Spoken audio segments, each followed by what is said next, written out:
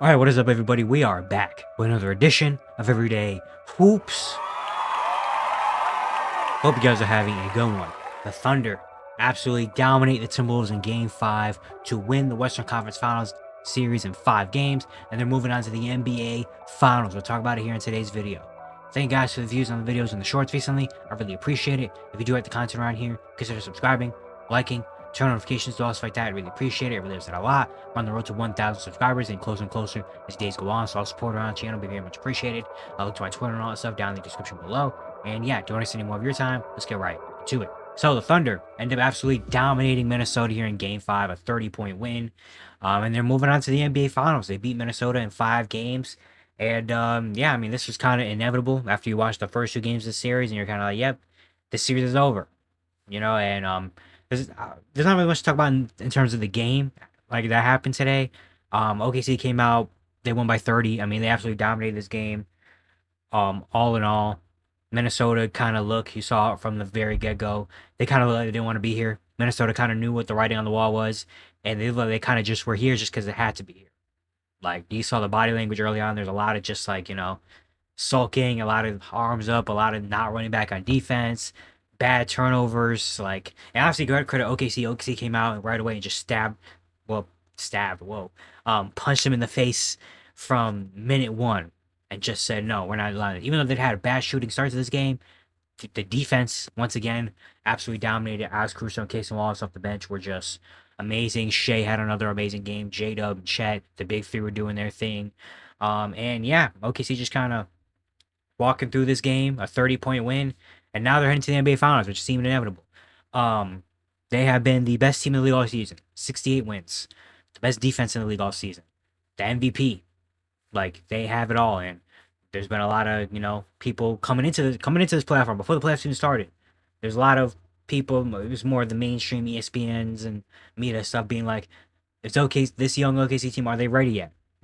Discrediting this team, saying, is this team really that good? Where they just whatever, and they've proved all those narratives wrong and made a lot of people look stupid in these playoff run. I mean, domination. They swept the Grizzlies, got them off the court fast.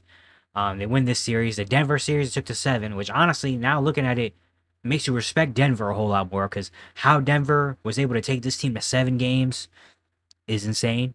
Nikola Jokic is really, really freaking good, and the Nuggets are a really good team. That should be a compliment to the Denver Nuggets for how they were able to take this team to 7 games. But OKC really just kind of walked through a lot of these teams, and it happened in the Denver series. The Denver series is where this team went from being a really good team to the championship team, where you saw in Game 1 and Game 3 of the Denver series how Denver was able to win those 2 games because of their experience, and OKC did not look like they knew how to handle themselves in late game situations in these playoff type of environments. This team, you got to remember, is still the youngest team in the NBA. Most of these guys haven't been anywhere close to here before in their careers, before the last 2 seasons, so they don't really know this. But they were able to settle in, and in real time, you saw this team grow up in Game 4, Game 5, and Game 7 of that series, where they won all 3 of those games. Game 4 and Game 5 were both close games. They were able to close out and win and look a lot better. And then in Game 7, just absolutely mopped the floor, where Denver wasn't even a contest in that one. And that was kind of like the over the hump. There's a lot of teams, young teams, that get to this position that are really good, that just have one little, road bump in between that they just can't get over. And usually it takes a couple of times to get over there. We saw with the Bucks for the back in the late 2017s to 2018, 19s, before they won in 21. It was like they won 55, 60 games in the regular season. You knew they were really good. You had Giannis, the MVP. It was a really good team, but they just couldn't get over the hump of the conference finals, get to the finals. Had stops and shorts, and they had the Giannis wall, and it was like, dang, can they ever do it? Then they had that 1 year in 21 when they made it all the way and won an NBA championship, and there it was. The Boston Celtics with the Jason Tatum, Jaylen Brown teams, and they kept going conference final after conference final after conference final after conference final to the NBA Finals in one time, and they just couldn't get there. And it's like, can this team with Tatum and Brown, can they do it? Can the Celtics actually win it? You saw last year, they finally got over that hump, made it to the finals, and dominated last year in their run. And the Thunder, while it didn't take as long as it did for the Bucks and Celtics, And it didn't take long. Those guys, it took like 4 or 5 years. Thunder, it's only their second year really being this good. But you saw the roll bump in real time, down 2-1 against Denver, a team with the best player in the world, a team with championship DNA, a team that had won the NBA Finals before, maybe the most experienced team in the playoffs. And OKC was able to get over that hump and learn in real time how to win. And from that moment on, that was when OKC was crowned the champions. Was in that game after that game 7 against Denver. This series they were just able to dominate. Game 1 and game 2 was the same, where they came out kind of not great shooting, but you saw the blueprint, and then they came out the second half right away. They did get blown out in game 3. That happened. They were due for one. They were dominating too much that there was a game where OKC just didn't come out with it. And you get game 4, which was an amazing game, where OKC was able to win despite Minnesota outplaying OKC in every single category. But the big three put them on their back and dominated out this game. They just absolutely ran away with. And now they're the deserved Western Conference champions. Shea's probably winning Western Conference Finals MVP. I don't know. I think the ceremony is happening right now as I'm recording this video. But yeah, Shea doing his thing has been just absolutely amazing. The J-Dub, after having not great moments, since that game 7 of against Denver, he has been on it. He had that amazing game 4. And then tonight he had another big game. Chet Holmgren, I feel like, has also been getting better and better. The last few games feel like have been the best I've seen Chet Holmgren play. You got Lou Dort doing his thing, Isaiah Hartenstein, the 2 other starters that just do what they ought to do. And then the bench. I mean, Alex Caruso, man. Alex freaking Caruso is so good and so impactful. What he does on the defensive end is it's insane.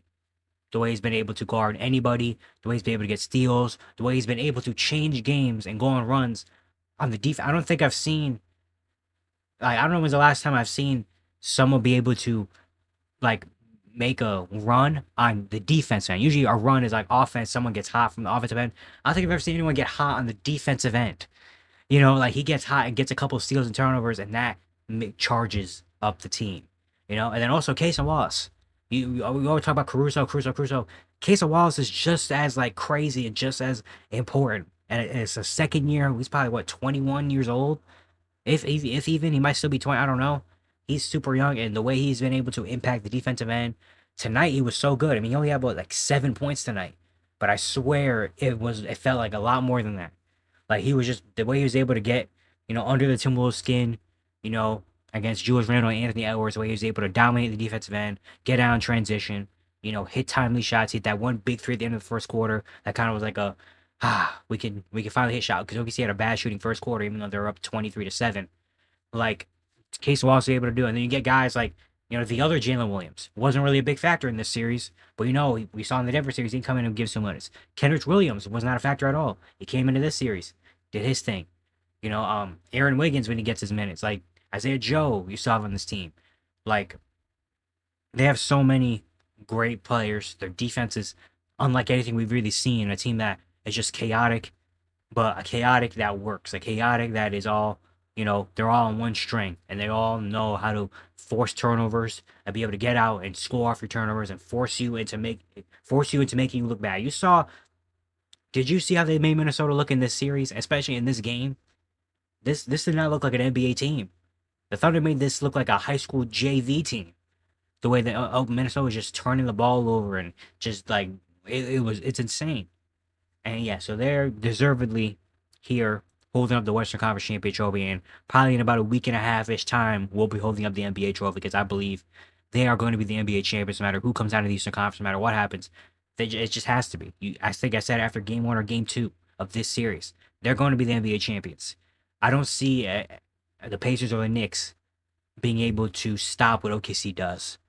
With the way they play defensively and the way they're all attached on one string, the way they're able to force turnovers, the amount of energy they have over there.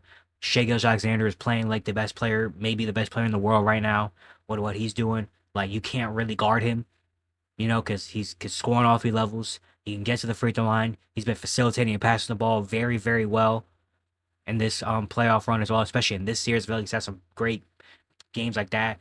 J-Dub now I feel like has gotten that little, playoff thing off his shoulders, and now he looks like the most confident we've seen. Chet Holmgren can make an impact on both ends of the court.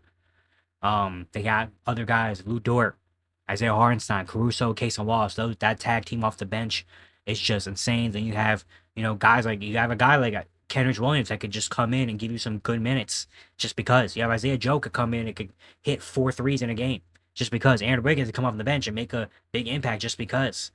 Like they just have so much for this team, and I don't believe even like it looks like the Pacers are probably gonna win that series. OKC Indiana will be a fun series, but I just don't think the Pacers, despite how insane this Pacers run has been, and despite how actually good the Pacers team is, like I just don't think they have enough to match up with OKC. If the Knicks somehow find a way to come back and win in 7 games and they go to finals, I don't think the Knicks have enough to match up with OKC. I really think this OKC team is elite. And when they win this championship, we're going to look back on this team in another couple years and be like, dang, remember the 2025 OKC Thunder? Like how we talk about, remember the Warriors, remember remember these certain elite teams that just were like dominant?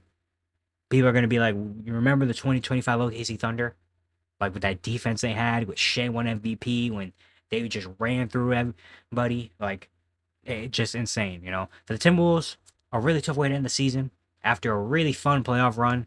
Got a lot of great moments in here. Made it back to the conference finals again, which should not be, overlooked or anything like that. They have a heck of a team. And honestly, I think if it was any team besides the Thunder team, I think they probably would be in the NBA finals right now. If it wasn't OKC and if it was Denver or someone else, Minnesota would be in the NBA finals right now with a really good chance of winning. Honestly, I do believe this is a really good team. But obviously, they just feel like ran into a brick wall of OKC that you just can't really break down right now. All that being said, also it was a tough win in the season. You had some bad moments and some really weird, not weird, but just really kind of like tough moments to watch. You're like, dang, like this is how we're gonna end out, especially this game 5. But they got moves to make in the offseason. I'm gonna talk about that more. Probably I'm gonna do a video Friday. It's gonna be my look-in video about the Timberwolves, where I talk about what the future can look like for them, and what this offseason can look like for the future of them. But I wouldn't panic too much about this Minnesota team because they're still really, really good. And again, I honestly believe if there was any other team, despite the OKC Thunder, if there was not OKC here in this position, they weren't as good as they were. I firmly believe Minnesota would be in the NBA Finals right now. They are that good. They are a really good team. And going to the conference finals back-to-back years for a team like Minnesota with a young star that's only 23 years old, bringing him to this far, should not be, laughed at or looked down on just because they lost. This is still a really good season for them. They saw Julius Randle make some big plays, even though it didn't end great. You saw Julius Randle do his thing. You see the role players you have. Jaden McDaniels is taking a step this year. Dante Vincenzo, Nickeil Alexander-Walker, Naz Reid. This is still a really, really good team. But again, they're going to have some decisions to make in the offseason and maybe some big moves to make in the offseason. We're going to wait and see how that works. But yeah, OKC going to the NBA Finals. Now we just got to wait for tomorrow to see if Indiana can close out that series. And we might have our NBA matchup, which is good, but we also might have a week of no NBA basketball, which really sucks. But hey, that's what happens when great teams end their series early. But yeah, it's good to be today. I hope you guys enjoyed. Once again, if you like the content around here, consider subscribing, liking, turn on notifications, doing all stuff like that. I'd really appreciate it. It really helps out a lot. Once again, around the road to 1,000 subscribers, so I'll support on our channel. Very much appreciated. And yeah, I'll see you guys tomorrow.